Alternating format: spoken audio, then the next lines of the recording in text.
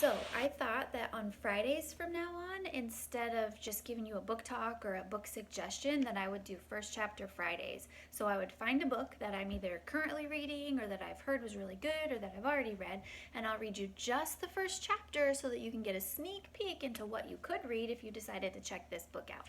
Don't forget, you can get all kinds of digital books that download to your tablets or your computers or whatever from the public library, or you can just download them on your own or go to the public library or whatever you got to do to get your books.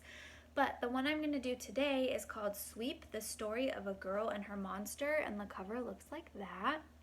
It's about a little girl who is a chimney sweep in London, and this monster, it's called a golem, um, is created out of a piece of coal and start to protect her, because apparently being a chimney sweep, which is something I did not know, is a dangerous job. So I'm going to read you the first chapter. It says Part 1, Innocence. And the first chapter is called The Girl and Her Sweep. The sweep is her dad. There are all sorts of wonderful things a person might see very early in the morning. You might see your parents sleeping. You might see an ambitious bird catching a worm. You might see an unclaimed penny on the sidewalk or the first days of dawn, and if you're very, very lucky, you might even catch a glimpse of the girl and her sweep. Look! Here they are now, approaching through the early fog, a thin man with a long broom over one shoulder, the end bobbing up and down with every step, and trailing behind him, pail in hand, a little girl who loves that man more than anything in the world. The girl sticks to the man like a shadow. If he hops over a puddle, she hops too. If he skips along a rail, she does the same. It is clear, just by looking at them, that the little girl belongs to the man, just as the man belongs to the little girl. And as they pass between sleeping houses that sing to the top of their lungs. With brush and pail and soot and song, a sweep brings luck all season long. The song is not particularly special. Their voices are not particularly sweet. But when they sing, the most unusual thing happens. Instead of people snapping their windows shut to block out the sound, they raise from their beds one by one, throw back the curtains, and decide to love the world just a little bit more. Parents suddenly feel the urge to hug their children. Children suddenly feel the urge to let them. And every person, young and old, spends the rest of the day softly humming the song of the girl and her sweep. That's sweet.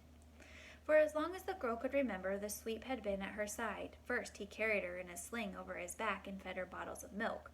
When she got a bit older, he would let her ride upon his shoulders and pick apples from the trees they passed. And when she got older yet, they walked together like true equals. The sweep shared everything with the girl. If he had a scarf, he would let her wear it during cold days and take it for himself on the hot ones. If they found a loaf of bread, the girl would eat half and pass the rest to the sweep. He would eat half of what remained and then give it back to the girl. Then she would eat half again, and so on. They would trade the loaf back and forth like this until the bread was gone and their bellies were full. The sweep let the girl share in his work, too. First, he just had her scoop ashes from the hearth, but when the girl became a bit stronger, he let her climb chimneys with him. From the start, the girl was a natural climber. She had long limbs just like the sweep, and her fine, thin frame could wriggle through even the thinnest funnels. Being inside a chimney is a frightening thing. It's so dark and cramped that one can scarcely tell which way is up, and so when the girl and her sweep climbed inside a chimney, they would sing to each other. The sweep, who always went up first, would brush out soot and nests and cobwebs, singing all the while, and the girl knew that all she had to do was follow his voice and she would be safe.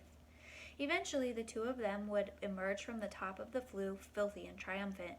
The view from a chimney stack is a truly majestic thing. For miles in every direction, all you can see are rooftops and more rooftops, like tiny dunes stretching to the horizon. Many times the sweep remarked that kings and lords couldn't wish for a better view, and he should know because he had swept a few palaces in his day. Of course, life was not always easy for the girl and her sweep. Many nights were cold and wet. Many days were humid and hungry. More than once they entered a new town and quickly found themselves surrounded by a band of disgruntled local sweeps. Whenever this happened, the sweep would ask the girl to watch the tools while he and the other sweeps talked things through in the alley. He would emerge a few minutes later limping slightly, his clothes a little torn, but smiling as broadly as ever. He would report to the girl that the other sweeps had told him of a neighborhood just a few miles off with some particularly good houses, and thanks for this valuable information, he had decided to give them all the money in his pockets. Is that what you really think happened? When the sweep did secure work, he would get paid a coin or sometimes even 2 coins. On his way out the door, he would always warn the homeowner to burn the chimney hot all night long, just in case any sparrows tried to make a nest up there.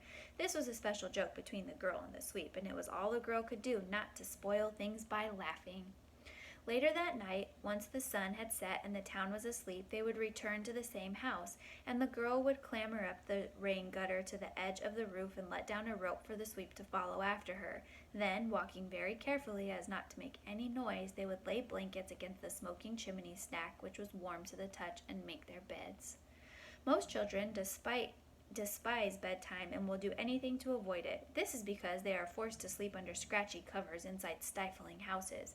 If they could sleep like the girl and her sweep on warm rooftops beneath a canopy of stars, they would understand just how magical bedtime could be.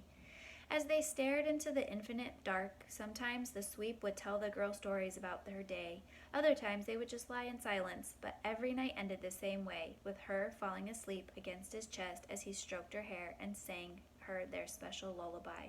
With brush and pail and soot and song, a sweep brings luck all season long. As the sweep sang these words, the girl would drift off, dreaming of stars and seas and adventures far, far away. This was life as the girl knew it, and every night she slept soundly, knowing that she and the sweep would have each other forever. That's the end of chapter 1. It's really a sweet start, but they don't actually get to have each other forever. So check out Sweep at some point so that you can figure out what happens to this little girl and why she ends up needing a monster.